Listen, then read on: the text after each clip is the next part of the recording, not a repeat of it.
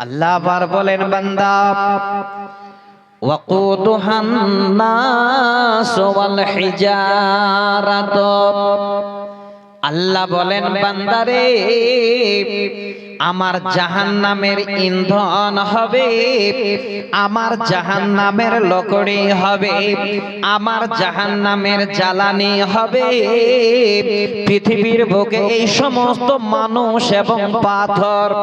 আল্লাহ পাক এই জায়গায় যেন বুঝাতে চাইলেন বান্দা আগে তোমরা নিজে বাঁচো, তোমার আহাল পরিবারকে জাহান্নামের আগুন থেকে বাঁচাও, আমার ওই জাহান্নামের ইন্ধন এই মানুষ এবং পাথর দ্বারাই আমি করব। জাহান্নামের লকড়ি বানাবে আল্লাহ আমাদের, জাহান্নামকে আল্লাহ যোগাবেন আমাদের দিয়ে। আল্লাহ পাক এই জায়গাটাও আমাদের সতর্কবাণী দিলেন, আপনারা আমরা যারা বাবা হয়েছি খুব ভালো করে আজকে আল্লাহর কোরআনের এই তাফসীরটা একটু শুনি। আশা করি আপনাদের আধা ঘন্টার মধ্যে মুড চেঞ্জ হয়ে যাবে যে আল্লাহ জীবনে কি ভুল করেছে। আল্লাহ পরে আবার বলছেন বান্দা এই জন্য বাঁচতে বলছি, এই জন্য বাঁচতে বলছি, আমার জাহান্নামকে আমি সুন্দর করে জ্বালিয়ে দায়িত্ব দিয়েছি ফেরেশতাদের। ওই ফেরেশতাদের কোনো দয়া মায়া নাই, ভাষাটা আল্লাহ তাই বলছে। আল্লাহ আবার বলছেন আলাইহা মালাইকাতুন গিলাজুন শিদাদুল লা ইয়াসুনাল্লাহু মা আমারাহুম।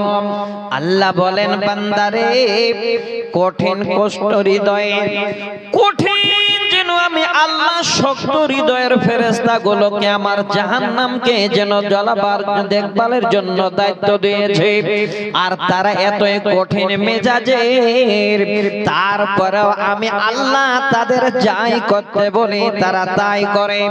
আমার কথার কিঞ্চিত পরিমাণ তারা এক বিন্দু যেন এদিক ওদিক করে না। ওয়া ইয়াফআলুনা মা ইউমারুন, আমি যা করতে বলি তারা তাই করে। এই আয়াতে খুব ভালো করে জেনে নিন, আল্লাহ পাক আগে ঈমানদারদের ডেকে বললেন যারা আমাকে আল্লাহ বলে বিশ্বাস করেছো, আমার উপরে যারা ঈমান এনেছো, বান্দারে আগে তোমরা নিজে, তারপরে তোমার সন্তান সন্ততি, তোমার পরিবারকে আমার জাহান্নামের আগুন থেকে বাঁচাও। ওই ভয়ঙ্কর জাহান্নাম আমি আল্লাহ মানুষ এবং পাথর দিয়ে ইন্ধন যোগাবো, তাদের লকড়ি বানাবো। আমার পুরো আয়াতটা নেওয়ার প্রয়োজন নেই, কোনটা নেব কোনটা দেব আপনাদের, কু আনফুসাকুম ওয়া আহলিকুম নারা, এইটুকু শুধু। তার মানে আগে নিজে বাঁচেন, তারপরে আপনার সন্তান সন্ততিদেরকে পরিবারকে জাহান্নামের আগুন থেকে বাঁচান। আল্লাহ বাঁচাতে বললেন। এবার আপনি বলবেন মাওলানা চারটা ছেলে তিনটা মেয়ে, এতগুলো ছেলে পেলে কি একাই কি আর গাইড করা যায়? এতগুলো ছেলে কে কোন দিকে যাচ্ছে আমি কি করে গাইড করব? শুনেন আপনি বাবা ভালো করে, সহিহ বুখারী মুসলিমের হাদিসটা শোনাচ্ছি আপনাকে। হাদিস নাম্বার 893, আমি আগেই বলেছি। আল্লাহ রাসূল বলছেন আলা কুল্লুকুম রাইন ওয়া কুল্লুকুম মাসউলুন আন রায়াতিহি। ওরে 10 সন্তানের বাবা শুনে নে ভালো করে, ওই 10টা ছেলে মেয়ের তুমি হলে গার্জিয়ান। কিয়ামতের দিনে ওই 10 ছেলে মেয়ের যেন হিসাব আল্লাহ তোমার কাছে নেবে।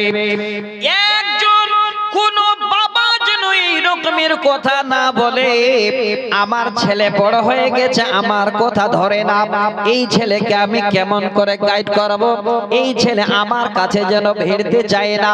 বাবারে এটা হলো জীবনে আপনার যেন কমি। ওই ছেলেটা যদি দুষ্ট হয়ে গেছে, ওই ছেলেটা পৃথিবীর বুকে যত গুনাহ করবে বাবা আপনি তৈরি থাকেন, কিয়ামতের দিনে আল্লাহ আপনাকে ধরবে আর বলবেন বান্দা এই ছেলেদের দায়িত্ববান আমি তোমাকে বানিয়েছিলাম, এই ছেলে মেয়েদের সম্বন্ধে তুমি আমার কাছে তাড়াতাড়ি করে জবাব দাও। ছাড়বে না। তিনটা শব্দ শোনাচ্ছি, খুবই জরুরি। টাইম যেহেতু তাড়াহুড়ো করে চলে যাচ্ছে, না হলে আস্তে করে কথাগুলো বলতাম যেন আমাদের হৃদয়ে এই কথাগুলো বসে যায় আর না ভুলে যায়। তিনজন ব্যক্তিকে আল্লাহ কিয়ামতের দিনে ছাড়বেন না। তিনজনকে। নাম্বার 1, নবীজি বললেন ফাল ইমাম রাইন ওয়া হুয়া মাসউলুন আন রায়াতিহি। এই ইমাম শব্দের মানে মাওলানারা নয়, ইমাম শব্দের মানে মসজিদের ইমাম নয়, এই ইমাম শব্দের মানে হলো যারা হলো গ্রামের মোড়ল, যারা হলো গ্রামের মাতব্বর, যারা হলো সমাজের নেতা, যাদের দ্বারাই এই রকমের পুরো গ্রামের নেতৃত্ব চলে। আল্লাহ রাসূল বলছেন ওরে ইমাম, হে মোড়ল, হে বিচারপতি, হে গ্রামের দায়িত্ববান লোক, তুই তৈরি থাক। তোর গ্রাম কিভাবে তুই চালালি, কিভাবে তুই মোড়লি করলি, আমি আল্লাহ কিয়ামতের দিনে ওই ইমামকে, মোড়লকে, মাতব্বরকে সেদিন জিজ্ঞাসা করব তোমার পাড়া, তোমার গ্রামের কিভাবে বিচার হয়েছিল, কিভাবে তুমি দেখভাল করেছিলে। এবার আমি আল্লাহ তোমার কাছে হিসাব চাই, তুমি তোমার গ্রামের হিসাব দাও। হিসাব দিতে হবে দায়িত্ববান লোকদের। ইমাম মানে মসজিদের ইমাম নয়, এই ইমাম শব্দের মানে হলো গ্রামের মোড়ল, মাতব্বর, মাথা যারা। আল্লাহ তাদের জিজ্ঞাসা করবেন ওই গ্রাম সম্বন্ধে কিভাবে মোড়লি করেছিলিস আমার কাছে বল। নাম্বার 2, যারা বাবা, এখনো সচেতন হওয়ার সময় আছে, শুনেন ভালো করে। দ্বিতীয় নম্বর শব্দ হলো ওয়ার-রাসূলু রাইন ফি আহলিহি ওয়া হুয়া মাসউলুন আন রায়াতিহি। আল্লাহর নবী বলছেন যেই হলো বাড়ির হলো মালিক, অর্থাৎ যারা বাবা, যারা 2-4টা সন্তান ছেলে মেয়ের বাবা। আপনাদের নবী বললেন এই রাজুল শব্দের মানে হলো আপনি আপনার বিবির মালিক, আপনি হলেন 4টা ছেলের মালিক, আপনি হলেন 2টা মেয়ের মালিক, ওই পুরো পরিবারের আপনি হলেন মালিক।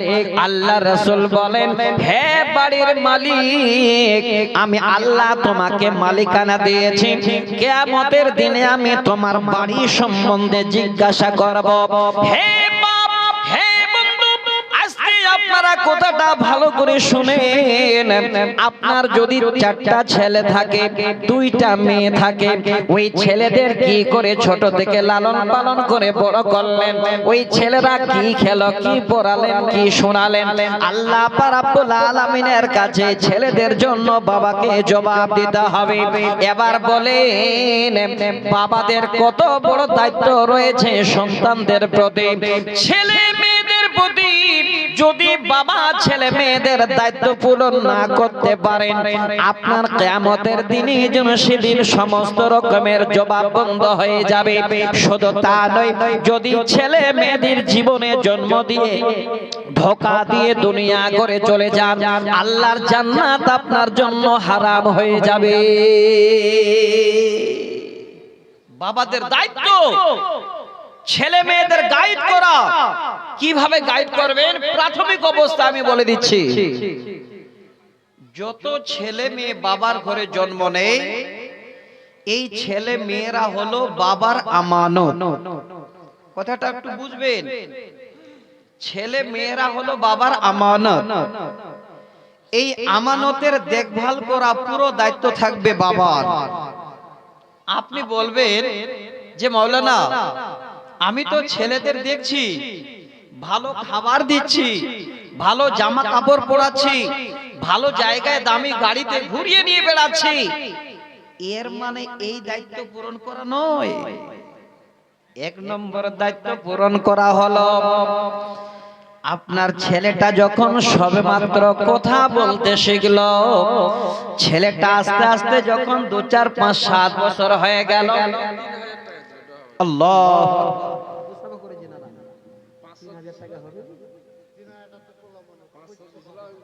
আচ্ছা আলহামদুলিল্লাহ, এই 500 টাকা নানির নামে নগদে দিয়ে দেন টাকা, হ্যাঁ, আর 3000 টাকা আপনার জন্য। যান, দেখা যাক নানিকে ভালোবাসে কিনা, কে বউকে ভালোবাসে না দুনিয়াতে, দেখে রাজি হয়ে গেল, আলহামদুলিল্লাহ। 500 টাকা নানির জন্য আর 3000 টাকা নানা পরে দেবে, আলহামদুলিল্লাহ। যাক, আমাকে একটু বলতে দেন গো, দান আপনারা দেবেন, দান আমি নিব, আয়াতও পড়ে রেখেছি। জীবন কামিয়াব হয়ে যাবে, এই আলোচনাগুলো আমাদের শোনা দরকার যে বাবাদের কি দায়িত্ব রয়েছে পরিবারের উপরে। একটু শুনবেন, আমি অনুরোধ করছি, ভাই বসে যান, যারা আসলেন আপনারা বসে যান, খুব ভালো জায়গা আছে। যদি আমরা 1 ঘন্টা শুনতে পারি তো আল্লাহর কসম করে বলছি জীবনে আজকে আমরা অনেক কিছু এখান থেকে নিয়ে যেতে পারবো। কি বলছিলাম? সন্তান সন্ততি হলো বাবার আমানত। আপনি ভালো পড়ান, ভালো খাওয়ান, ভালো গাড়িতে নিয়ে বেড়ান, এটা আপনার জন্য আমানতের দিয়ানাতদারি হলো না। এর সাথে সাথে ছোট থেকে ছেলেটাকে তারবিয়াত শিখাতে হবে। ছোট ছেলেটাকে কি করে দুনিয়াতে চলতে হবে, তাওহীদের কথা বলতে হবে, বা আখলাক চরিত্রবান ছেলে যেন তৈরি হয়, তার চরিত্র সম্বন্ধে আলোচনা শোনাতে হবে, এবং আল্লাহ এক, আল্লাহ অদ্বিতীয়, সে আল্লাহর ঐশ্বর্যবাণী শোনাতে হবে। এটা হলো বাবার দায়িত্ব এবং ফরজে মানসাবি বলা হয়েছে। প্রত্যেকটা গার্জিয়ানকে এই ছোট থেকে বাচ্চাদের এই কথাগুলো শিখাতেই হবে। এটা হলো বাবার জন্য একদম ফরজ। দায়িত্ব নেই আপনাদের? যদি দায়িত্ব পালন না করেন আল্লাহর জান্নাত যাওয়া হারাম। আমি শোনাচ্ছি বুখারী শরীফের হাদিস, খালি একটু আমাকে এই হাদিসটা পুরো শেষ করতে দিন। প্রথম হলো ইমাম, কিয়ামতের দিনে আল্লাহ জিজ্ঞাসা করবেন গ্রাম সম্বন্ধে। দ্বিতীয় হলো বাড়ির মালিক মানে বাবারা পুরো পরিবার ছেলে মেয়েদের সম্বন্ধে। আমার মায়েরা পর্দার আড়ালে আছেন, উনারা ভাবছেন তাহলে আমরা বেঁচে গেলাম না। মারে আমার, কিয়ামতের দিনে আল্লাহ পাক রব্বুল আলামিন আপনাদেরকে পরিবার সম্বন্ধে জিজ্ঞাসা করবে। কি বলবেন? নবীজি বলছেন, ওয়াল মারআতু রায়াতুন ফি বাইতি জাওজিহা ওয়া হিয়া মাসউলাতুন আন রায়াতিহা। আমার মায়েদের বলছে, মা ভালো করে শুনবেন, আপনার স্বামী যদি আপনাকে 24 ঘন্টা ডিউটি করে, আপনার ছেলে মেয়েদের ডিউটি করে, সংসারে আপনার খাবার জুটবে না, আপনার সংসারের অভাব দূর হবে না। সারা রাত স্বামী ঘরে থাকলো, সকাল বেলায় চলে গেল আপনাদের বিবিতি বাজারে, সকাল বেলায় চলে গেল দমহনাতে, সকাল বেলায় চলে গেল নিজের কাজে। ওরে মা, যখন আপনার স্বামী আপনার বাড়ি থেকে বেরিয়ে গেল, ওই স্বামীর বাড়িটার দায়িত্ব আপনার কাছে পড়ে গেল, ওই ছেলে মেয়েদের দায়িত্ব আপনার কাছে পড়ে গেল। আপনি স্বামীর একজন আমানত বিবি, আপনার দায়িত্বটা আপনার কাছে পড়ে গেল। আল্লাহ রাসূল যেন তাই বলছেন, ওয়াল মারআতু রায়াতুন, ওই মহিলারা হলো তারা যেন একটা মালিক, বাড়ির মালিক। ফি বাইতে যাও যে হাতার স্বামীর ঘরে, ওয়াহিয়া মাসউলাতুন আন রায়াতিহা। কিয়ামতের দিনে আল্লাহ জিজ্ঞাসা করবেন, বান্দিরে তোমার স্বামী যখন বাড়ি ছিল না, ওই সময়ে ছেলে মেয়েগুলো তোমার দায়িত্বে ছিল, স্বামীর বাড়িটা তোমার দায়িত্বে ছিল, তুমি তোমার স্বামীর স্ত্রী, তোমার দায়িত্ব যেন নিজের কাছে ছিল। আমি আল্লাহ বান্দিরে তোমার কাছে জানতে চাই, তোমার ছেলে মেয়ে এবং তোমার স্বামীর বাড়ি ঘর তুমি কিভাবে দেখভাল করেছো? আল্লাহ বান্দীদেরকে জিজ্ঞাসা করবেন। আমাদের ডেলিগেটের বেশিক্ষণ আর সময় নেই। যদি আপনারা টিকিট কাটতে চান, কোম্পানি সাহেবের গলিতে ওখানে টিকিট কাউন্টার আছে, 90 টাকা করে ডেলিগেট ফি। আপনারা ওখান থেকে টিকিট সংগ্রহ করে নেন, কারণ কিছুক্ষণের মধ্যে বন্ধ করে দিবে। যদি আপনারা যান, কাটেন তাড়াতাড়ি, অতি শীঘ্র তাড়াতাড়ি কাটেন। আসসালামু আলাইকুম। জান ভাই, তাড়াতাড়ি করে খাবারটা খেয়ে আসেন। আর যারা খেয়ে এসেছেন বসেন। আমি আপনাদের আর আধা ঘন্টা টাইম এই জন্য নিতে বলছি যে কোন জায়গাটাতে আমি আপনাদের নিয়ে যেতে চাচ্ছি, খালি কথা দুটো আমার শুনে নেবেন। তাহলে আল্লাহ পাক বড়লকে জিজ্ঞাসা করবেন, বাবাকে জিজ্ঞাসা করবেন, সন্তানের মাকে জিজ্ঞাসা করবেন, কিয়ামতের দিনে কেউ ছাড় পাবে না। এবার অনেক বাবা আছে চার দোকানে গিয়ে সকাল বেলায় ভাষণ দেয়। কি ভাষণ দেয় জানেন? আর দুটা ছেলে, চারটা মেয়ে, জন্ম দিয়েছি, ছেড়ে দিয়েছি, কি করে খাবি খা, আর আমার কোনো তোমাদের দায়িত্ব নাই। এটা বোধহয় মনে হয় বলা মুখের কেলা বলা। নবীজি বলছেন, বাবারে ভালো করে শুনে নেন না, আমি আপনাদের শোনাই। সহিহ বুখারীর হাদিস ৭১৫০ নম্বর হাদিস, মা মিন আবদিন ইস্তারহিল্লাহু রায়াতান। আল্লাহর নবী বলেন, যেই বান্দাকে আল্লাহ রাব্বুল আলামিন মালিকানা দিয়েছেন, মানে যারা হলো বাবা, ওই বাবা এবার ছেলে মেয়েদের জন্ম দিল, আর ওই ছেলে মেয়েদের কোনো দায়িত্ব বহন করলো না, ছেলে মেয়েদের যেখানে খুশি ছেড়ে দিল, যা তোরা কি করে খাবি, কিভাবে চলবি, আমার আর কোনো দায়িত্ব নাই। ইয়ামুতু ইয়ামা ইয়ামুতু ওয়া হুয়া গাশুন লিরায়াতিহি। এই গাশুন শব্দটার মানে শুনলে আপনার যেন শরীর শিউরে যাবে। নবীজি বলেন, শেষ জিন্দেগি পর্যন্ত বাবা যেন ছেলে মেয়েদের ধোঁকা দিয়ে গেল, ছেলে মেয়েদের ধোঁকা দিয়ে গেল, ঠকিয়ে চলে গেল, বাবা দায়িত্ব বহন করলো না। নবীজি বলছেন, ইল্লা হারামাল্লাহু আলাইহিল জান্নাহ, ওই বাবার জন্য আল্লাহর জান্নাত হারাম। হে বাবা, আপনার পুরো দায়িত্ব রয়েছে আপনার পরিবারের প্রতি, ছেলে মেয়েদের প্রতি। জন্ম দেওয়ার পরে ওই ছেলে মেয়েদের সঠিক শিক্ষা দিয়ে, জীবনে আল্লাহ আল্লাহ রাসূলের পরিচয় দিয়ে, ওই ছেলেদেরকে নিয়ে যেন আস্তে আস্তে করে ভালো দিন শিক্ষা দিয়ে একজন ভালো মানুষ এবং ভালো সন্তানের বাবা হওয়া উচিত। ওই রকমের সন্তান তৈরি করেন, আপনাকে আর ছেড়ে দেবে না। বুড়ো হবেন তো আপনার পাশে সদা সর্বদা থাকবে। আর আপনি ছেলে জন্ম দিয়ে চার দোকানে ঘন্টার পর ঘন্টা কাটাচ্ছেন, ছেলের কি অভাব আপনি তা পূরণ করছেন না। জেনে রাখেন, যেদিন আপনি বুড়ো হবেন, আপনি যেদিন বিছানায় পড়ে গোগাবেন, বিছানায় পড়ে কাঁদবেন, সেদিন আপনার ছেলে চার দোকানে গিয়ে ভাষণ দেবে আপনার মতো করে। একবার ভাবেন, বাবা আজকে তৈরি হন, ছেলেদের কোনোদিন ছেড়ে দেবেন না। আমি অনুরোধ করছি আপনাদের, এই ছেলেরা আপনাদের কত দামি, এই সম্পদ কত মূল্যবান, বাবাদের কত বড় দায়িত্ব পালন করা দরকার। আরেকটা বুখারী মুসলিমের হাদিস শোনাচ্ছি, 6131 নম্বর হাদিস, হাদিসের রাবী হযরত আবু হুরায়রা রাদিয়াল্লাহু তাআলা আনহু। এই হাদিসটাকে একটু ফলো করবেন। বেশিরভাগ জালসাতে হাদিসটা অনেক আলেম ওলামারা বলেন, আমি আবার শোনাচ্ছি, তবে শেষ শব্দটা হবে আমার বলার উদ্দেশ্য। নবীজি বলেন, ইজা মাতাল ইনসানু ইনকাতা আনহু আমালুহু ইল্লা মিন সালাসিন সাদাকাতিন।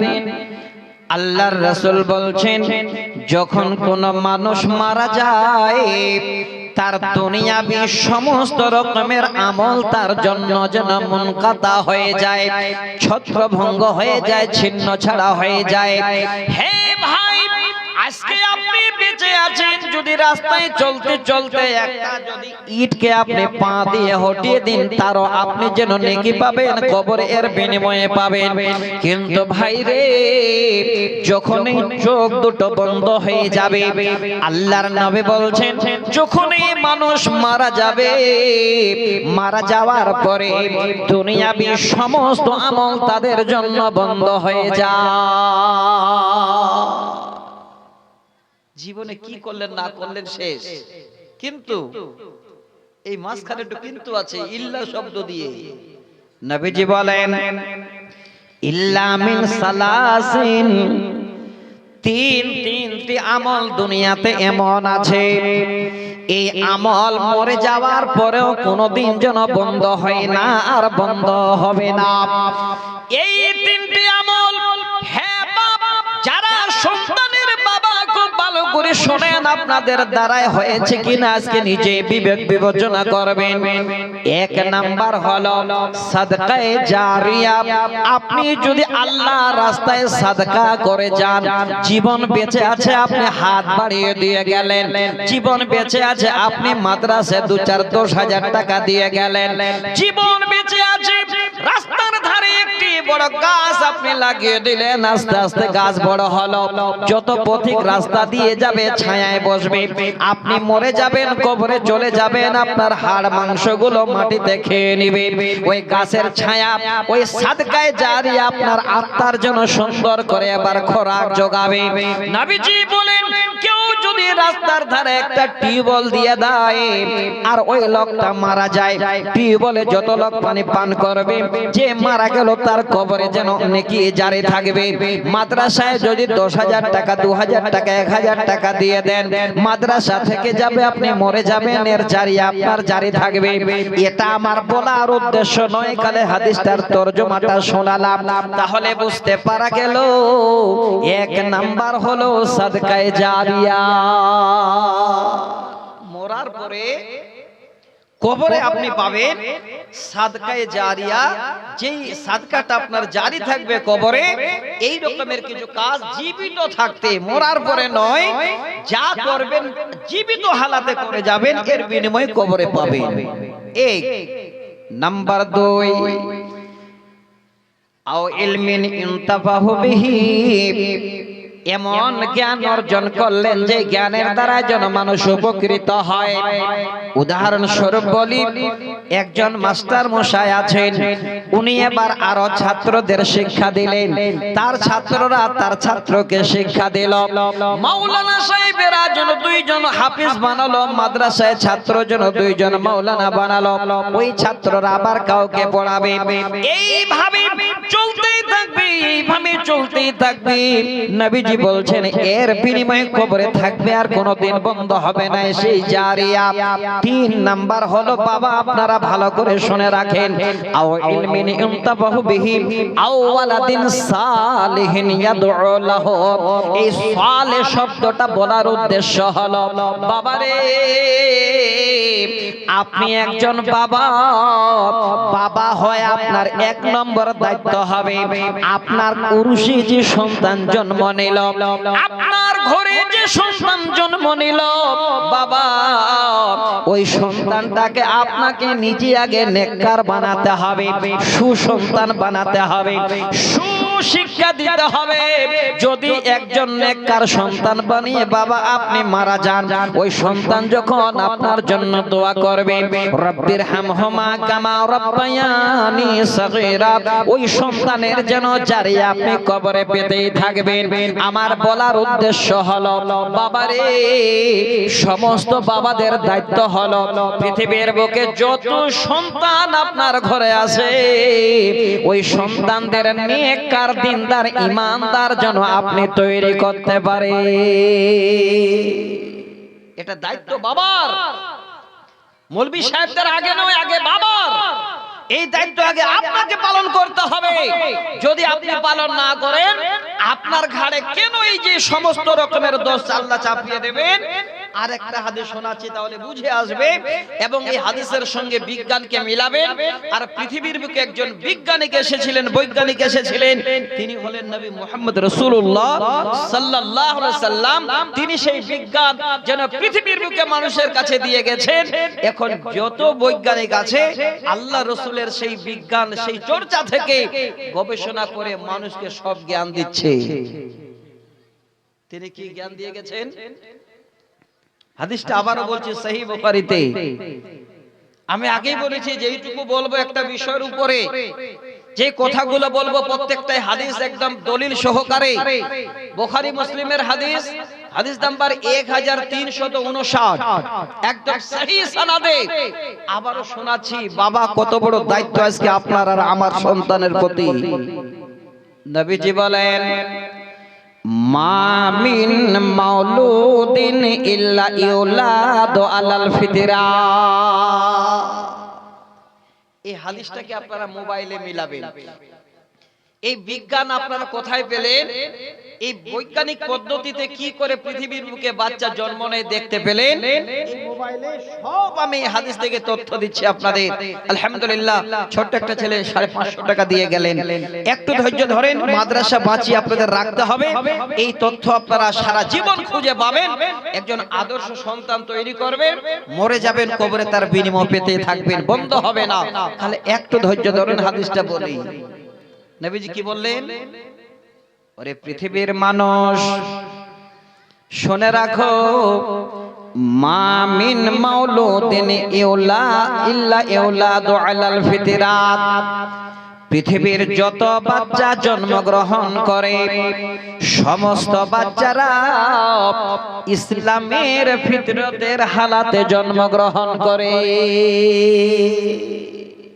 সব বাচ্চা ইসলামের ফিতরতের হালাতে জন্মগ্রহণ করে। এবার বলবেন, মাওলানা তিনি তো 1400 বছর পূর্বে বলে গেছেন, আজকে তার তথ্য আমরা কি করে জানতে পারবো? মোবাইল তো আছে আপনাদের কাছে। অনেক ভাই ফেসবুক চালান, অনেক ভাই গুগল দেখেন, অনেক ভাই আমার ইউটিউব ঘাটেন। এখনো যদি মনে করেন যে আমি এই মুহূর্তে নবী মুহাম্মদ সাল্লামের বিজ্ঞান আমি দেখব, তাহলে প্রশ্ন করেন ইউটিউবে গিয়ে, গুগলে গিয়ে, ফেসবুকে গিয়ে, যে পৃথিবীর বুকে মার গর্ভে সন্তান কিভাবে জন্ম নেয়। দেখবেন মোবাইলের স্ক্রিনে ভেসে উঠবে। আমি মিলিয়ে দিচ্ছি আপনাদের। যারা দেখেছেন এই হাদিসটা জীবনে যেন আপনার হৃদয়ে বসে যাবে। একটা বাচ্চা যখন মার পেটে জন্ম নেয়, আল্লাহর কোরআনের তথ্য থেকে পাই 40 দিন ধরে যেন বীর্য মার পেটে থাকে। তারপরে 40 দিন পরে একটা রক্তের টুকরো হয়, তারপরে 40 দিন পরে একটা মাংসের টুকরো হয়। এবার তারপরে আল্লাহ পাক রব্বুল আলামিন সেই মাংস থেকে আকার আকৃতি বানান, হাত দেন, পা দেন, কর্ণ দেন, আমাদের নাসিকা দেন, চক্ষু দেন, সব কিছু আল্লাহ পাক রব্বুল আলামিন দিয়ে এবার মেল এবং ফিমেল আল্লাহ নির্বাচিত করেন। আমি আপনাদের বুঝাতে চাচ্ছি যে এই জায়গাটা দিনে বন্ধু একবার দেখে নেবেন মোবাইলের স্ক্রিনে, যেন নবীর হাদিসটা স্মরণ পড়বে। ওই বাচ্চা মার পেটে যখন পুরো আকৃতি ধারণ করে না, ওই বাচ্চাটা দেখবেন যেমন আমরা নামাজে দাঁড়াই, ওই বাচ্চা যেন বুকের উপরে হাত দুটো এইভাবে করে বাঁধা থাকে, বাম হাতটা বুকের উপরে, ডান হাত এইভাবে বাম হাতের উপরে। যেমন আমরা রুকু করে সিজদা করে যখন আমরা বসি, হাঁটুগুলো আমরা এইভাবে করে হাঁটু করি, ঠিক ওই বাচ্চা হাঁটু দুটো যেন এইভাবে করে মার পেটের ভিতরে নিয়ে থাকে। এতটুকুন ছোট জায়গার ভিতরে ওই বাচ্চাটা পুরো আকৃতি নিয়ে মাথা হিলিয়ে এইভাবে বুকে হাত বেঁধে হাঁটু দুটো সুন্দর করে যেন মুখের সামনে এইভাবে করে নিয়ে পেটে থাকে। আল্লাহ রাসূল কত বড় বৈজ্ঞানিক ছিলেন, 1400 বছর আগে বলে গেলেন, মা মিন মাউলুদিন ইল্লা ইউলাদু আলাল ফিতরাত। ওরে পৃথিবীর মানুষ, যখন কোন সন্তান মার পেট থেকে জন্মগ্রহণ করে, ওই সন্তান ইসলামের ফিতরতের উপরে জন্মগ্রহণ করে। তাহলে প্রত্যেকটা সন্তানে হলো ভাগ্যবান, ইসলামের ফিতরতের উপরে জন্মগ্রহণ করলো। কিন্তু নসিব খারাপ করে কে? দেখেন বাবা, আপনাদের বলছি, এই জন্য বাবার দায়িত্ব আগে পরিবারে, সন্তানদের দেখভালের দায়িত্ব আগে বাবার। কারণটা হলো এই পরিপূর্ণ ছেলেটা কোন দিকে চলবে, কিভাবে হবে, বাবাকে ফলো করে।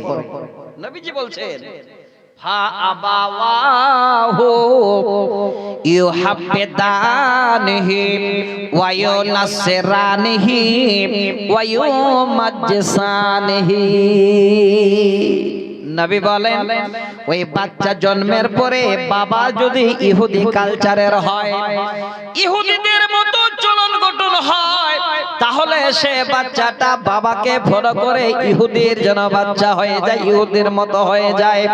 বাবা যদি নাসরানি কালচারের হয়, ওই বাচ্চাটাও যেন বাবাকে ফলো করে নাসরানি কালচারের হয়ে যায়। ওয়ায়ো মাজ্জাসানিহি, বাবা যদি অগ্নি পূজক হয়, তাহলে ওই বাচ্চাটাও বাবাকে ফলো করে অগ্নি পূজক হয়ে যায়। হ্যাঁ বাবা, এই জায়গা থেকে ভালো করে মিলান। আপনার সন্তান জন্ম নিল প্রথম ইসলামের ফিতরাতের উপরে, আপনি বাবা যদি ঠিক না হন, আপনি যদি খৈনি খান, আপনি যদি সারাবি বাবা হন, আপনি যদি বিড়ি পান করা বাবা হন, ওই ছেলেটা আপনাকে ফলো করবে। আগামী দিনে দেখবেন আপনার মতো করে ওই বাবাটাও যেন হাতে নিয়ে এবার ছেলেটাও খৈনি জল ডলছে, ওই ছেলেটাও বিড়ি টানছে। আপনি সারাবি বাবা, আপনার মতো ছেলেটাও সারাবের রাস্তা নিয়ে নিয়েছে। এই জন্য নবীজি বলছেন, হে পৃথিবীর পিতারা, এটা হলো তোমার দায়িত্ব সন্তানদের দেখভালের জন্য। কিয়ামতের দিনে আল্লাহ সেই সন্তানদের সম্বন্ধে ওই বাবাদেরকে সেদিন প্রশ্ন করবে। সন্তান তৈরি করে দিনদার নেককার, তারপরে বানান ইঞ্জিনিয়ার ডাক্তার।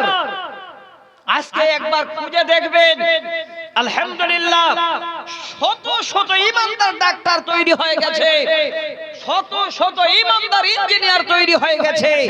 এই বাবারা ছোট থেকে বাচ্চাদের এই শিক্ষাটা দিয়েছিল বলে আজকে আমি বাবাদের দায়িত্ব আপনাদের বলছি, কি পালন করবেন, ভূমিকা আপনার কি পালন করতে হয়। একটা আরবিতে কবিতা শোনাচ্ছি, তারপরে 2 থেকে 4টা আয়াত শোনাবো। সূরা লোকমানের 4টা আয়াত শোনাবো। তার আগে একটা আয়াত নাম্বার আমার আগে সুন্দর করে ছেলেটা যে ইংলিশে বক্তব্য রেখে গেলেন, মনটা যেন কেড়ে নিল। এত সুন্দর ভাষা দিয়ে ছেলেটা বক্তব্য রাখলো। আয়াত নাম্বার 17 ছেলেটা, যদিও আয়াতটার হয়তো আয়াতটা বলেননি, আয়াত নাম্বার বলেছেন। আমি আপনাদের অনুরোধ করছি 4টা আয়াত শুনে যাবেন। আপনার কি ভূমিকা পালন করতে হয় ছেলের প্রতি, কি ভূমিকা পালন করতে হয় মেয়ের প্রতি, ইনশাআল্লাহ আপনি কাল থেকে যেন এই ভূমিকা পালন করতে শুরু করে দেবেন। আর যদি না করেন, জেনে রাখেন কিয়ামতের দিনে বাবা আপনাকে আগে ধরবে। খেয়াল লাইনের একটা কবিতা শোনাচ্ছি, বাবারা আজকে সচেতন হয়ে যাবেন ইনশাআল্লাহ। এই কবিতার আকারটা যখনই আপনারা শুনবেন বুঝতে হতে পারবেন না, যখন বাংলাটা আমি বলবো তখন আপনারা বলবেন আল্লাহ এই কাজটা জীবনে কেন ভুল করেছে। কবি কি বলছেন? হারিস বানিকা আলাল আদাবি ফিসগারি কাইমা তাকরাহুম আইনাকা ফিল কিবারি ওয়া ইন্নামা মাসালুল আদাবি তাজমাউহা ওয়া উনফুয়ানিস সাবাকান নাকশি ফিল হাজারি। আচ্ছা, এত ভালো আলোচনা, কোরআন সহিহ সুন্নাহর উপরে আলোচনা, আপনারা কি কেউ চান না যে আপনার সন্তানকে একবার ভালো নেককার সন্তান বানাবো? না আপনারা খাবার জন্য গেলেন, এলান হলো খাবার ওই জন্য নাকি? যদি খাবার প্রয়োজন আছে আপনারা গেলেন, বেশ আলহামদুলিল্লাহ। যদি খাবার প্রয়োজন নেই তো বসে থাকবেন। 10 জন বাবা যদি আজকে সচেতন হয়ে যান, ইনশাআল্লাহ আগামী দিনে দেখবেন আপনার ঘরটাতে আল্লাহ পাক রব্বুল আলামিন যেন আল্লাহর রহমত এবং আল্লাহর বরকতের ফোয়ারা খুলে দেবেন। 10 জন বাবা যদি সচেতন হন। এই কবিতার আমি বাংলাটা বলছি। আদব মানে নিশ্চয়ই আপনারা জানেন, ছেলেদের ছোট থেকে চরিত্রবান কি করে বানা যায়, কি সুন্দর করে ছেলেটাকে আদর্শবান করা যায়, এই কথাগুলো বলা। আর সিগার শব্দের মানে হলো ছোট। কবি বলছেন হারিস বানিকা আলাল আদাবি ফিস সিগারি, ওই ছোট বাচ্চাগুলোকে যদি ছোট থেকে সুন্দর করে আদব কায়দা শেখান, বাবা যখন জুতো পরবে বাবা বিসমিল্লাহ বলবে, বাবারে যখন জুতোটা পায়ে দেবে আগে বিসমিল্লাহ বলবে, বাবা যখন জুতো পায়ে দেবে আগে ডান পাটা ঢোকাবে, বেটারে যখন খেতে বসবে তুমি বিসমিল্লাহ বলবে, বেটা খেতে যাবে তো ডান দিক থেকে খাবে। এইভাবে করে ছোট থেকে যদি কোনো বাবাই দায়িত্ব পালন করে এই রকমের আদব কায়দা শেখায়, বাবা আপনি যেন বড় খুশি হয়ে যাবেন, জীবন শান্তি হয়ে যাবে। কাইমা তাকরা বিহিম আইনা গাফিল কিবারি, কিবার শব্দর মানে হলো বড়, আর আইনুন আইনাকা মানে হলো চোখ। কবি বলেন হে সন্তানের বাবা, যখন তোমার ছেলেটা একটা আদর্শবান ছেলে হবে, আদব কায়দা সব শিখে নেবে, আস্তে আস্তে আস্তে আস্তে ছেলেটা যখন বড় হবে ওই ছেলেটাকে দেখে বাবা তোমার চক্ষু ঠান্ডা হয়ে যাবে, ওই ছেলেটা তোমার কাছে যেন একজন আদর্শবান ছেলে হিসাবে পরিচয় থাকবে। ওয়া ইন্নামা মাসালুল আদাবি তাজমাউহা, এই লাইন দুটো শুনেন যেন আজকে জীবনে একটা খোরাক আপনাদের মিটে যাবে। কবি বলছেন ওই বাচ্চাটার উদাহরণটা হলো এমন, ওই ছোট বাচ্চাকে আদব শিক্ষা দেওয়ার উদাহরণটা হলো এমন, ওই ছোট বাচ্চার মিসালটা হলো এমন। ওয়া উনফুয়ানিস সাবাব কান্নাকশি ফিল হাজারি, নাচ মানে বলা হয় সুন্দর করে অঙ্কন করা, আর হাজার শব্দর মানে হলো পাথর। হে জ্ঞানী যদি একটা পাথরকে কেউ কেটে কেটে কেটে কেটে নকশা করে, পাথরের উপরে যদি নকশা বানায়, এই পাথর যদি যুগ যুগ ধরে থেকে যায়, পাথরের নকশা যেন মিটে যায় না, পাথরের নকশাটা যেন সুন্দর হয়ে থাকে। কবি বলছেন বাবারে ওই ছোট থেকে যদি তোমার সন্তানটাকে আদব শেখাও, ছোট থেকে সন্তানকে যদি ভালো সুন্দর চরিত্রবান বানাও, ওই ছেলেটা ওই পাথরের মতো নকশা কাটা হয়ে সারা জীবন থাকবে। ওই আদব কায়দা ছেলেটা কোনোদিন বড় হয়ে ভুলে যাবে না। আদব আমরা ভুলে গেছি বাচ্চাদের শেখাতে, না বাবারা না মায়েরা। মায়েরা তো আরো বাচ্চাদের ছেড়ে দিয়েছে। আজকে 10 বছর বয়স হয়েছে আর বাচ্চাগুলো মোবাইল নিয়ে ফ্রি ফায়ার খেলছে, আর জিজ্ঞাসা করছে তো বলছে কি বলবো জি, বাচ্চা আমার কথা শুনে নাও। কেন শুনবে?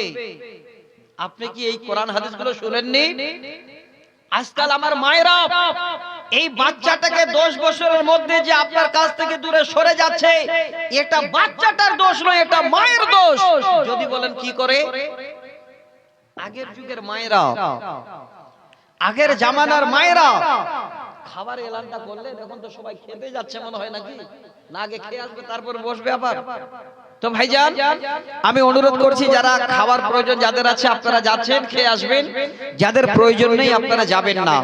মাদ্রাসাটা আপনাদের জীবনে আপনারা যদি একটু হাত বাড়িয়ে দিতে পারেন, আমি তো আগেই বললাম পরকালে কবরে আপনি যেন সেদিন হাসবেন আর বলবেন আল্লাহ, সেদিন মাওলানা সাহেবের কথা ধরেছিলাম, কোরআন হাদিসের কথা ধরেছিলাম, আল্লাহ তার জন্য আজকে যেন আমার মুখে হাসি ফুটে গেছে। তো ভাই আচ্ছা মা বোন, সব জায়গায় কি আপনাদের জাম? জালসা শুনতে এসো নাকি মায়েরা গেটে জাম লাগিয়ে দিয়েছে? সব জায়গায় মায়েদের ভিড়, বাজারে যান, জালসায় যান, ঈদের নামাজের দিনে দেখেন, এমনিতে বিয়ে বাড়িতে দেখেন, সব জায়গায় মায়েরা ভিড় করে। আচ্ছা কি দিয়ে এদের বোঝা যাবে বলুন? আমি অনুরোধ করছি মা বোন, আপনারা গেটটাতে ভিড় করিয়েন না, একটু ভিতরে ঢুকেন। আপনাদের কত দায়িত্ব আছে বাচ্চার প্রতি। যারা বাচ্চার মা, বাচ্চাটাকে কোলে নিয়ে আছেন, আমার এই কথাটা আপনারা একটু মনোযোগ সহকারে শুনবেন, আর তার সাথে একটা হাদিস শোনাবো। হাদিসটা আপনারা চট করে হৃদয়ের মধ্যে জায়গা দিয়ে বসিয়ে নেবেন। আপনার বাচ্চা জীবনে কোনোদিন মা ছাড়া আপনাকে তুই বলে কথা বলবে না।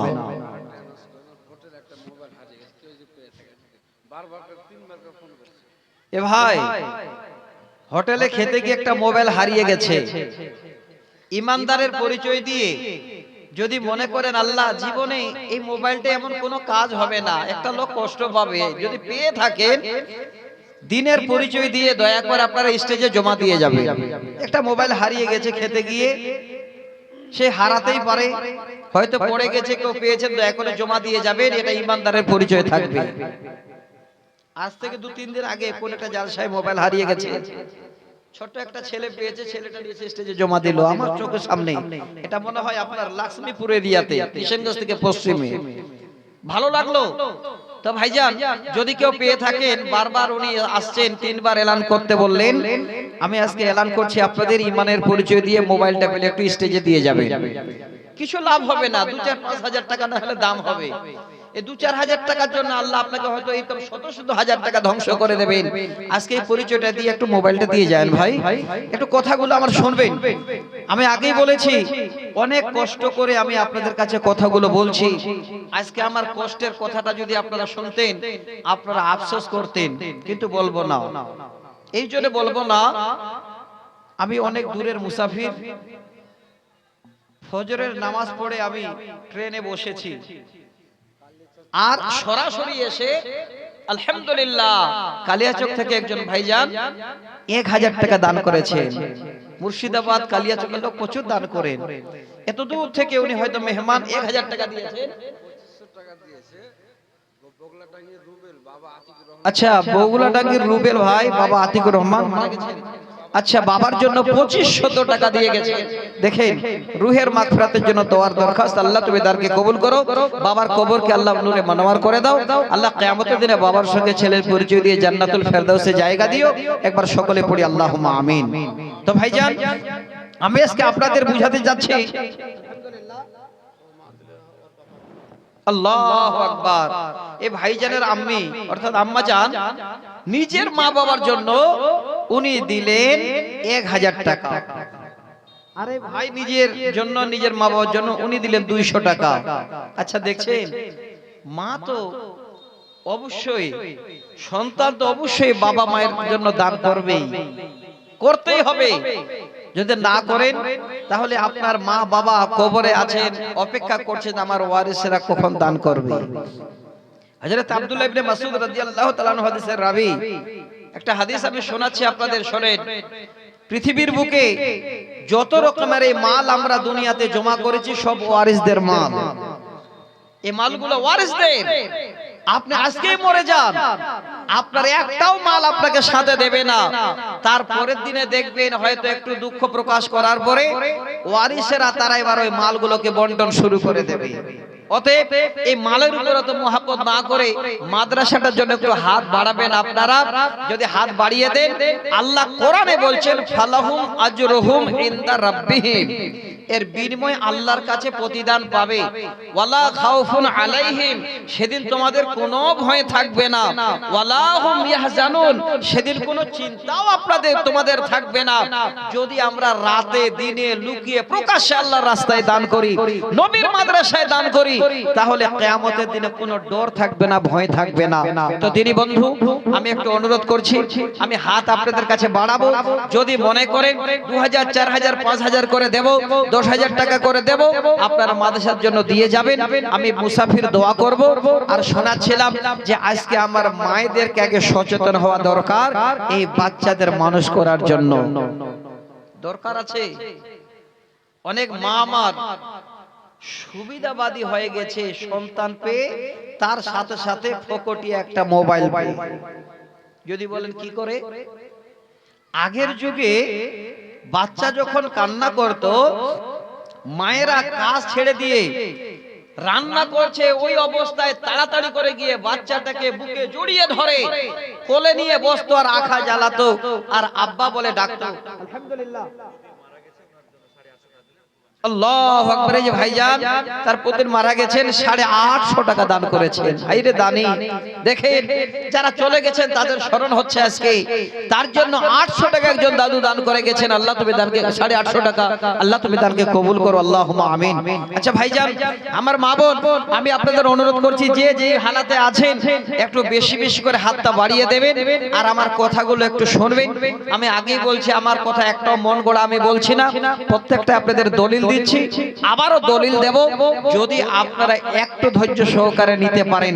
তবে মাঝে যখন হাতটা বাড়া হয়ে গেছে, আল্লাহর ওয়াস্তে কিয়ামতের দিনে আল্লাহ তার বিনিময় দেবেন বলেছেন। আল্লাহ রাব্বুল আলামিন বলছেন সেদিন তোমাদের কোনো ভয় থাকবে না। আল্লাহ বলছেন তোমাদের কোনো চিন্তাও থাকবে না কঠিন দিনে যারা আল্লাহর রাস্তায় দান করবে। একটু আল্লাহর ওয়াস্তে যার যতটুকু জুটবে 2000 4000 5000 করে দেন। আমার মা বোন, আপনাদের কাছে ভলান্টিয়ার পাঠানো হয়েছে, সেই ভলান্টিয়ারদের হাতে আপনারা একটু বেশি বেশি করে হাত বাড়িয়ে দিন। আমি আপনাদের জীবনে একটা আমলের কথা বলে দিচ্ছি। কেউ সারা জীবন যদি নামাজ পড়ে, সরাসরি নামাজ পড়ে আল্লাহর জান্নাত যাবে, এই রকমের কোন রকমের দলিল নাই। আল্লাহর দয়া যদি হয় তাহলে যেতে পারবে। সহিহ বুখারীতে হাদিস, আল্লাহর দয়া ছাড়া আল্লাহর জান্নাত যাওয়া কঠিন। কিন্তু এমন একটা আমল আছে যে আমলটা যদি পৃথিবীর বুকে মানুষ করে তো সরাসরি আল্লাহ জান্নাতে পাঠাবেন। আমলটা কি? সেটা হলো দান, সাদকা। আল্লাহু আকবার। এই সাদকার মাধ্যমে সরাসরি জান্নাত যাওয়া যায়। আমি আপনাদের 2 4 3 5টা হাদিস শোনাচ্ছি, দেখবেন যে আজকে আমরা এখানে বসে আছি মাদ্রাসার জন্য, না দিয়ে কত বোকামি করব আর দিয়ে কত লাভবান হব। আগে কোরআনের আয়াতটা শোনাই। আল্লাহ বলছে, আল্লাযীনা ইনফিকুনা আমওয়ালাহুম বিল্লাইলি ওয়ান নাহারি সিররাও ওয়া আলানিয়াতান ফালাহুম আজরুহুম ইনদা রাব্বিহিম ওয়ালা খাউফুন আলাইহিম ওয়ালা হুম ইয়াহজানুন। আল্লাহ বলেন, বান্দা, যারা তোমরা তোমাদের মাল খরচ করো রাতে এবং দিনে, খরচ করার মানে হলো যারা আমার রাস্তায় দান করো, আল্লাহর দেওয়া মাল আল্লাহ রাব্বুল আলামিনের রাস্তায় যদি রাতে কিংবা দিনে লুকিয়ে লুকিয়ে কিংবা প্রকাশ্যে আমরা দান করি, আল্লাহ বলছেন, বান্দা, হে দানি বান্দা বান্দে শুনে রাখ, ফালাহুম আজরুহুম ইনদা রাব্বিহিম, তোমার রাবের কাছে, তোমার আল্লাহর কাছে তোমার বিনিময়ে পাবে। তোমার রাব তোমাকে তার প্রতিদান দেবে, উপহার দেবে। ওয়ালা খাউফুন আলাইহিম, বান্দারে সেদিন তোমার কোনো ভয় হবে না, ভয় থাকবে না। ওয়ালা হুম ইয়াহজানুন, আর সেদিন তোমার জন্য কোনো রকমের চিন্তাও থাকবে না। দান করবেন রাতে দিনে লুকিয়ে প্রকাশ্যে, আল্লাহ 3টা জিনিসের উপহার দেবেন। আল্লাহ নিজ হাতে তার বিনিময় দেবেন এবং সেদিন কোনো ভয় থাকবে না, সেদিন চিন্তাও থাকবে না। তো দিনী বন্ধু, একটু হাত বাড়ান তো। 2 4 মিনিট যখন হাতটা বাড়িয়েছি আমি, তো একটু হাতটা দেন। আলহামদুলিল্লাহ। আরেকজন ভাই আমার 500 টাকা, যুবক বন্ধু, আল্লাহু আকবার, জেলা পরিষদ জৈনুদ্দিন সাহেব 2000 টাকা দান করেছেন। ইয়া হাইয়্যু ইয়া কাইয়্যুম বিরহমাতিকা নাস্তাগীস, ওহে বারে দোয়া করে তোমার কাছে দে। এত সম্মানী ব্যক্তি ছিল এই মজলিসতে, জীবনে সুন্দর নাম জৈনুদ্দিন ভাই, আবার পরিচয় যেন আরো বড় পাই। তিনি হলেন জেলা পরিষদের একজন সম্মানী ব্যক্তি এখানে, তাই 2000 দান দিল মাদ্রাসার নামে। আল্লাহ তুমি এই দান কবুল করিবে, ভাইজানের সম্মান আল্লাহ তুমি বাড়াইয়া যে দিবে। আল্লাহুম্মা আমিন আমিন আমিন সুম্মা আমিন। একটু আসেন তাড়াতাড়ি করে, যারা দেবেন দেন, যারা খেতে গেছেন ভাই খেয়ে তাড়াতাড়ি আসেন। আল্লাহু আকবার। আর একজন দাদু আমার এখানেতে ছিল, বাবা মা নাই তাই কথা যে বলিল, মায়েরও নামেতে আর বাবারও নামেতে 200 দান, এই দান কবুল করো তুমি রহমান, পরকালে দিও আল্লাহ জান্নাত আদান। আল্লাহুম্মা আমিন আমিন আমিন সুম্মা আমিন। আরেকজন যুবক বন্ধু 1000 টাকা। আচ্ছা ভাই 5000 করে 2 4 জন দিতে পারবেন? আল্লাহু আকবার। কত সম্মানী লোক আছে দেশে গো। আলাউদ্দিন প্রধান সাহেব, উনিও 2000 টাকা পাঠিয়েছেন। আল্লাহ তুমি দানকে কবুল করো, আল্লাহ তিনার হায়াত দারাজ করো। আল্লাহুম্মা আমিন। কি নাম? আল্লাহ আকবার। ভগবানপুর থেকে নেজামী সাহেব 2100 টাকা পাঠিয়েছেন। আল্লাহুম্মা আমিন। ইয়া হাইয়্যু ইয়া কাইয়্যুম বিরহমাতিকা নাস্তাগীস। একে একে যত তোমার বান্দা এখানেতে ছিল, কেউ আল্লাহ এখানেতে দান যে লিখিল, আরো কেউ নগদ দিয়ে গেল দান। এই দান কবুল করো তুমি রহমান। বালা মুসিবত হতে বাঁচাইয়া দেবে, সুখের জিন্দেগি আল্লাহ দুনিয়াতে দেবে, পরকালে জান্নাতুল ফেরদাউস দানিবে। আল্লাহুম্মা আমিন আমিন আমিন সুম্মা আমিন। ভাই আপনারা যারা আছেন, যখন হাতটা বাড়িয়ে ফেলেছি, তাহলে আপনারা কেউ আমাকে খালি হাত ফেরত দিয়েন না। আল্লাহ রাসূল বলছেন 3 প্রকারের ব্যক্তির দোয়া আল্লাহর কাছে কবুল হয়, তার মধ্যে একটা মুসাফির, একটা মাজলুম, একটা মা বাবা। তো আজকে আমি যে ওয়াজটা করছিলাম আপনাদের সামনে, একটু খালি মা বাবাদের সচেতন হতে বললাম, ছেলেরা কি করে আপনার আদর্শবান হবে। আর যখনই ছেলে আদর্শবান হয়ে যাবে, তখন একটা আয়াত আর শোনাতাম, ওই আদর্শবান ছেলে কোনোদিন মা বাবাকে আর জীবনে ছেড়ে দিত না। কিন্তু আপনারা কতটুকুন শুনতে পাবেন আল্লাহ ভালো জানেন। আমি আপনাদের প্রত্যেকটা পয়েন্ট নিয়ে কথাগুলো বলবো। আলহামদুলিল্লাহ। আরেকজন দাদু 100 টাকা, তো একটু আপনারা হাতটা বাড়ান তো ভাই, কে কে দেবেন? আল্লাহ বলছেন ও আম্মা সাইলা ফালা তানহার, যদি কেউ হাত বাড়ায় তো খালি হাতে ফেরত দিও না। আমি যখন হাত বাড়িয়ে ফেলেছি, তাহলে দয়া করে একটু আমার জন্য কমপক্ষে আপনারা হাত বাড়িয়ে দিন, যে মুসাফিরের দোয়াটা একটু নিই। ভাই কে কে দেবেন? আমি শোনাচ্ছিলাম, ফজরের নামাজের পরে আমি ট্রেনে বসেছি, আর আপনাদের কাছে সরাসরি ট্রেন থেকে নেমে কিশোরগঞ্জ থেকে পার্সোনাল গাড়ি নিয়ে এসে আপনাদের জালসায় হাজির হলাম। তার মানে চিন্তা করেন কত দূরের সফর, কত দূর থেকে আমি আসলাম আপনাদের কাছে। আল্লাহর ওয়াস্তে এখন পর্যন্ত একটা পানি পর্যন্ত মুখে আমি দিতে পারিনি আপনাদের জালসার জন্য, যেইটুকুন খেয়েছি ট্রেনে। তো ভাইজান আমি অনুরোধ করছি, এই মুসাফিরের দোয়া আপনারা একটু নেবেন, যার যেমন জুটবে আল্লাহর ওয়াস্তে 2000, 4000, 5000, 1000 করে দেবেন। আল্লাহ যেন আপনাদের দানটাকে কবুলে মঞ্জুর করেন। আমি মুসাফির শুধু আল্লাহর কাছে প্রার্থনা করব। কে আছেন ভাই? একটু হাত বাড়াবেন আল্লাহর ওয়াস্তে। বেশি না হলে একটা করে 1000 টাকা 10 জন দিয়ে দেওয়া যাবে না? অনেক ভাই এখানে আছেন যারা 1000 টাকা ও একদম হামেশাই দিতে পারবেন। 1000 টাকা এমন কিছু নয়।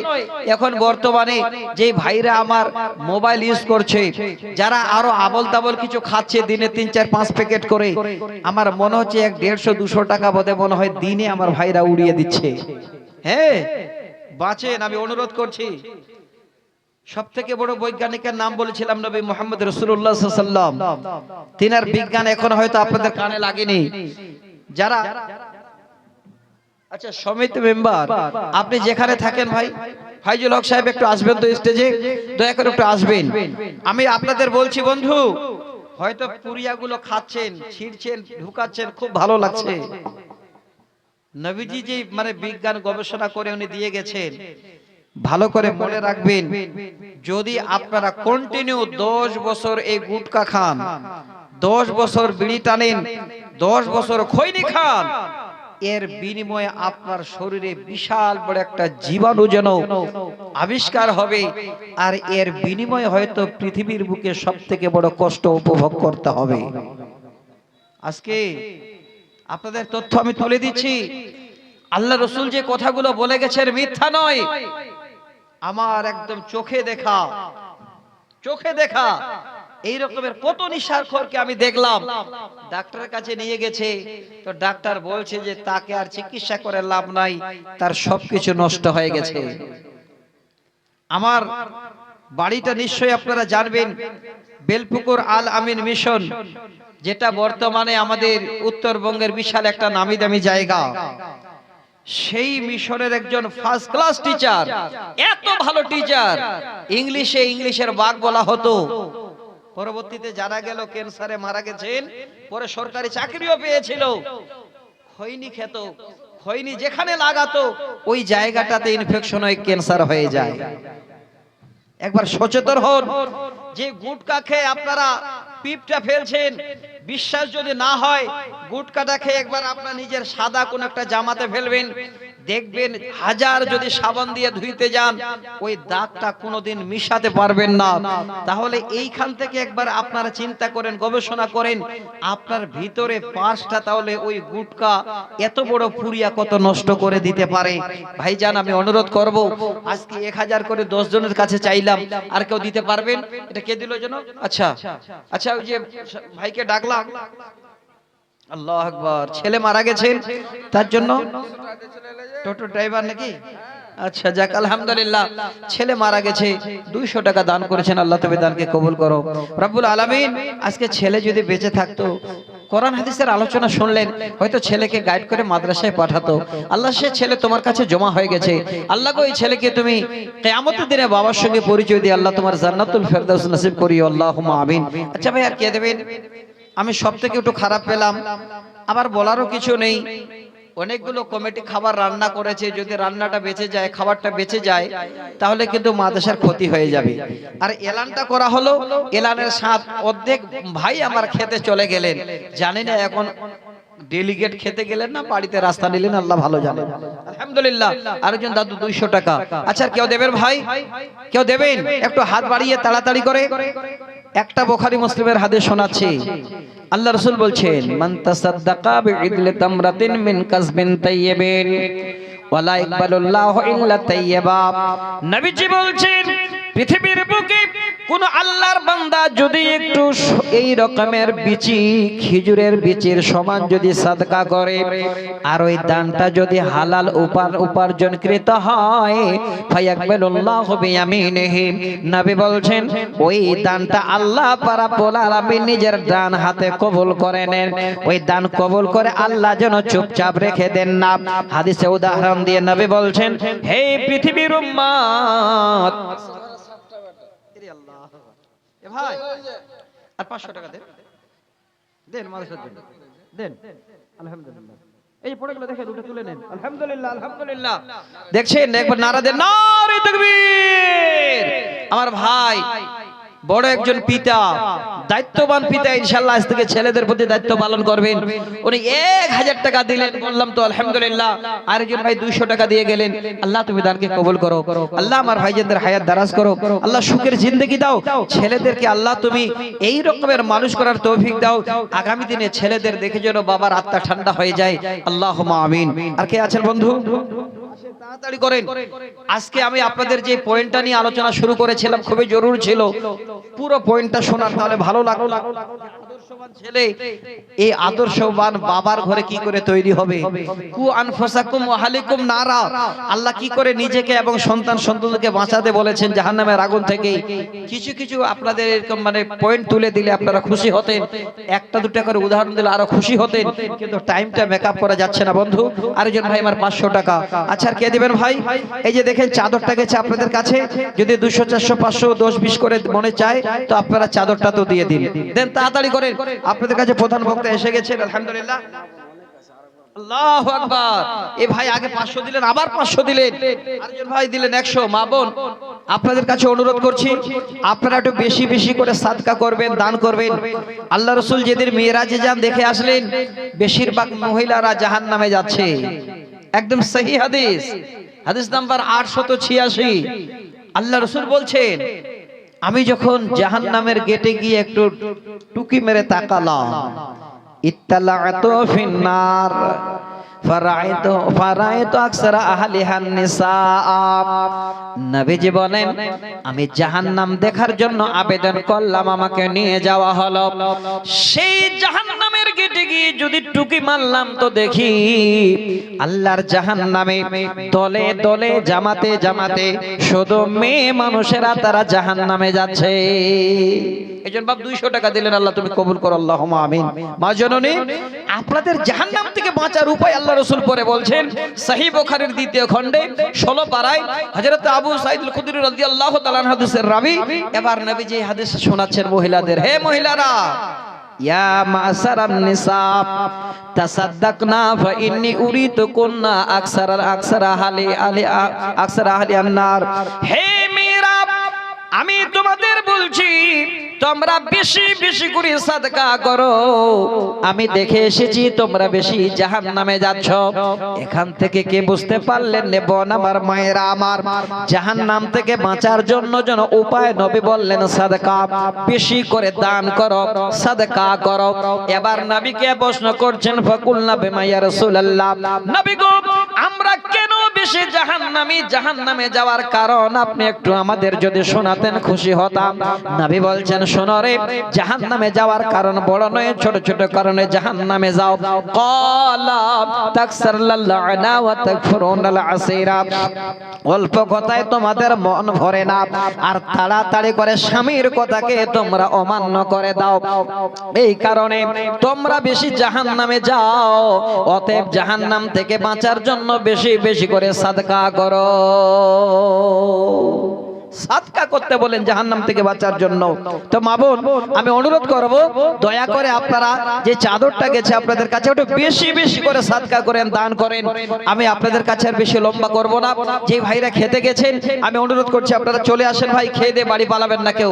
আলহামদুলিল্লাহ আরেকজন দিনী বন্ধু আমার 1000 টাকা, আল্লাহ তুমি দানকে কবুল করো, আল্লাহুম্মা আমিন, আল্লাহুম্মা সাল্লি আলাইহি, আল্লাহুম্মা বারিক আলাইহি। আর কে আছেন গো ভাই? যদি কথা দাও বন্ধু, আলহামদুলিল্লাহ দেন জি মামা, দেন দেন দেন 500 টাকা দাও জি, এবার নারা দিই। ও মামা আসেন না জি, মামা বল দিয়ে দিছে আলহামদুলিল্লাহ।